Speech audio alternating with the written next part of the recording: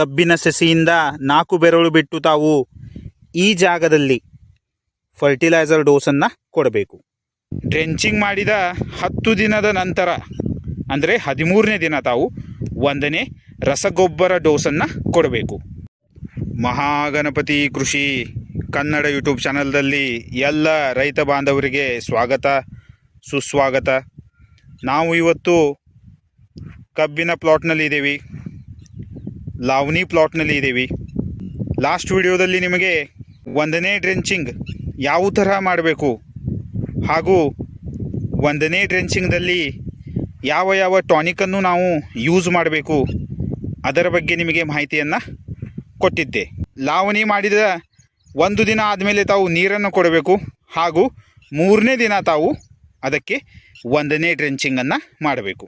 Drenching ಮಾಡಿದ 10 ದಿನದ ನಂತರ ಅಂದರೆ 13ನೇ ದಿನ ತಾವು 1ನೇ ರಸಗೊಬ್ಬರ ಡೋಸನ್ನು ಕೊಡಬೇಕು.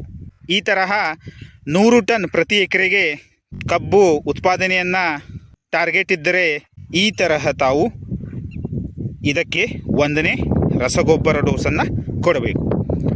1ನೇ ರಸಗೊಬ್ಬರ ಡೋಸ್ದಲ್ಲಿ ತಾವು 1 ಎಕರೆಗೆ 2 ಚೀಲ ಯೂರಿಯಾ ಯೂಸ್ ಮಾಡಬೇಕು, 1 ಚೀಲ ಮ್ಯಾಗ್ನೀಷಿಯಂ ಸಲ್ಫೇಟ್ ಯೂಸ್ ಮಾಡಬೇಕು ಹಾಗೂ ಅದರ ಜೊತೆಗೆ 10 kg ಮೈಕ್ರೋ ನ್ಯೂಟ್ರಿಯೆಂಟ್ ಕಾಂಬಿ ಪ್ಯಾಕನ್ನು ಯೂಸ್ ಮಾಡಬೇಕು. 2 ವರ್ಮಿ ಕಾಂಪೋಸ್ಟ್ ಬ್ಯಾಗ್ ಜೊತೆ ತಾವು ಈ ಎಲ್ಲ ರಸಗೊಬ್ಬರವನ್ನು ಚೆನ್ನಾಗಿ ಮಿಕ್ಸ್ ಮಾಡಿ ಆಮೇಲೆ ತಾವು ಕಬ್ಬಿಗೆ ಕೊಡಬೇಕು. ಈ ತರಹ ತಾವು 1ನೇ ರಸಗೊಬ್ಬರ ಡೋಸ್ದಲ್ಲಿ urea, magnesium sulphate, micro nutrient ಈ ತರಹ ಈ ರಸಗೊಬ್ಬರವನ್ನು ತಾವು ಯೂಸ್ ಮಾಡಬೇಕು. ರಸಗೊಬ್ಬರವನ್ನು ತಾವು ಯಾವ ತರಹ ಅಪ್ಲೈ ಮಾಡಬೇಕು ಅದರ ಬಗ್ಗೆ ನಿಮಗೆ ಮಾಹಿತಿಯನ್ನು ಕೊಡ್ತೀನಿ. ಫರ್ಟಿಲೈಸರ್ ಡೋಸನ್ನು ರಸಗೊಬ್ಬರದ ಡೋಸನ್ನು ತಾವು ಕೊಡುವಾಗ 4 ಬೆರಳು ಬಿಟ್ಟು ಕಬ್ಬಿನ ಸಸಿಯಿಂದ 4 ಬೆರಳು ಬಿಟ್ಟು ತಾವು ಈ ಜಾಗದಲ್ಲಿ ಫರ್ಟಿಲೈಸರ್ ಡೋಸನ್ನು ಕೊಡಬೇಕು.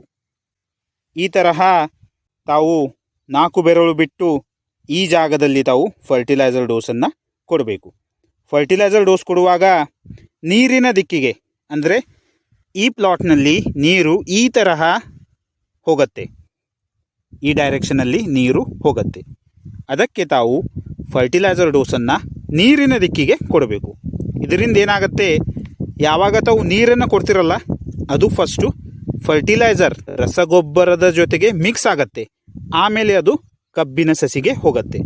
ಸೊ ಈ ಪಾಯಿಂಟನ್ನು ತಾವು ಫಾಲೋ ಮಾಡಬೇಕು.